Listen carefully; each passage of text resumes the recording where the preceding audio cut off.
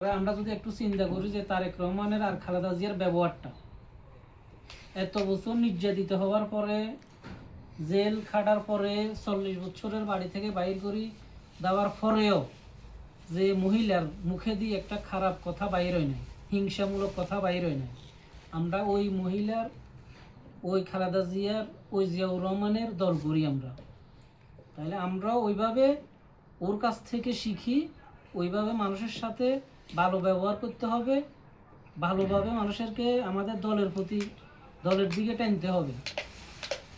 আর 16টি বছর আমাদের দেশে আমরা ভোট কি জিনিস জানি না, দিতে পারি নাই। দিনের ভোটগুলো রাত্রে হয়ে গেছে। আমি নিজে ভোট কেন্দ্রে গেছি, আমারে ঢুকতে দেয় নাই, আমাদের সোনাগাজী মেয়র ঢুকতে দেয় নাই, কয় ভোট হয়ে গেছে রাত্রে।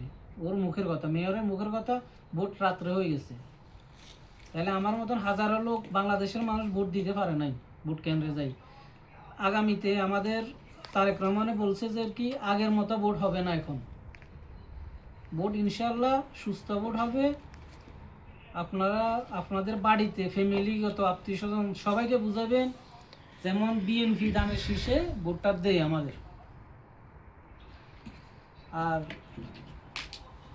এখানে ইশারা সিদ্দিনে যেহেতু আমি ছিলাম, আজকে প্রায় 1.5 বছর পর্যন্ত কমিটিটা চালাইয়ের বিভিন্ন অনুষ্ঠান করতেছি। আমাদের আবার একটা সুনাম আছে মার্কেটে, এরা আমাদের সুনাম করে যে ওরাও করতে পারে না এই ধরনের অনুষ্ঠান।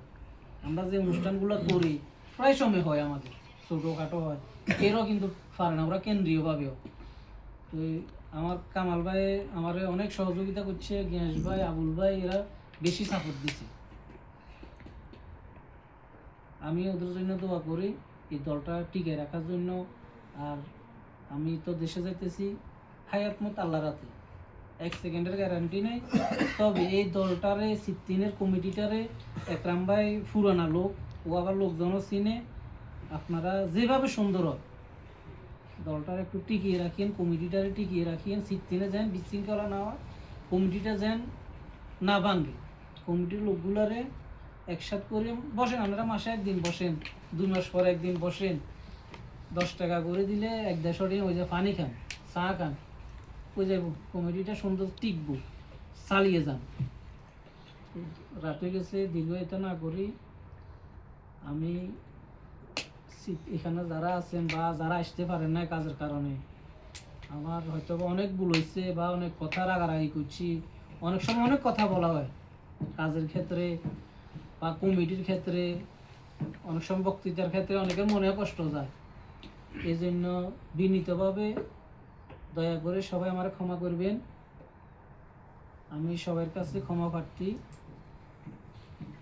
আর আজকের অনুষ্ঠানের যা আমি দীর্ঘায়িত না করি, আজকের অনুষ্ঠান এখানে মন্তব্য ঘোষণা করি। আলহামদুলিল্লাহ, খুব সুন্দর বক্তব্য দিয়েছেন আমার সহযোদ্ধা, উনি ইশারা সিদ্দিন শাখার সভাপতি। খুব একটা সুন্দর বক্তব্য দিয়েছেন। আমরা ইনশাআল্লাহ আগামী দিন যেন আরো শক্তিশালী করে, আমরা যেন দীর্ঘদিন যেন আমরা কমিটিটা শক্তিশালী করি এবং কি জাতীয়তাবাদী দলকে আরো শক্তিশালী করতে পারি, এই নিয়ে আমি এখানে আমার বক্তব্য শেষ করতেছি।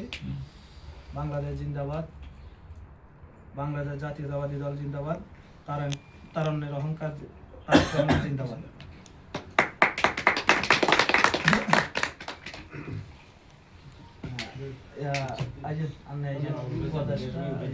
উপদেষ্টা